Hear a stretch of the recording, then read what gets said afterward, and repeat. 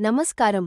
వైకుంఠ ఏకాదశి అంటే భక్తులందరికీ ఎంతో పవిత్రమైన రోజుగా భావించబడుతుంది.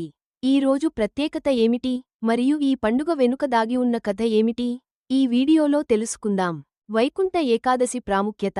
వైకుంఠ ఏకాదశి హిందూ సాంప్రదాయంలో అత్యంత పవిత్రమైన ఏకాదశి రోజుగా చెబుతారు. ఇది ముక్తి కోసం ఎంతో ముఖ్యమైన రోజుగా భావించబడుతుంది. వైకుంఠ ద్వారం మరియు వైష్ణవ ఆచారాలు. ఈ రోజున ఆలయాలలో వైకుంఠ ద్వారం తెరుస్తారు. ఇది వైకుంఠం లోకానికి ప్రవేశద్వారంగా భావిస్తారు. భక్తులు ఉపవాసం చేసి శ్రీమహావిష్ణువు భజనలో నిమగ్నమై ఉంటారు. మూర్తి రాక్షసుడి కథ. పూర్వం మూర్తి అనే రాక్షసుడు దుష్ట కర్మలతో యజ్ఞాలు భంగం చేసేవాడు. శ్రీ మహావిష్ణువు ఆ రాక్షసుడిని రక్షించి ఉపవాసం యొక్క గొప్పతనాన్ని చాటి చెప్పాడు. ఈ రోజున చేపట్టవలసిన పూజలు. ఈరోజు ఉపవాసం ఉండి శ్రీమహావిష్ణువు స్తుతి చేయడం ద్వారా మన పాపాలు క్షమించబడతాయని హిందూ మతం చెబుతుంది.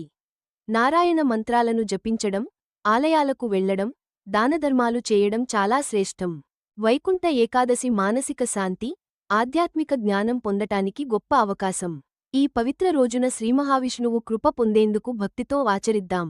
వైకుంఠ ఏకాదశి మహాత్మ్యాన్ని అందరికీ తెలియజేయండి. ఈ వీడియో మీకు నచ్చినట్లయితే లైక్ చేయండి, షేర్ చేయండి. ఇంకా మా డివైన్ మిస్టరీస్ ఛానల్ను సబ్స్క్రైబ్ చేయడం మర్చిపోవద్దు. నారాయణ నారాయణ.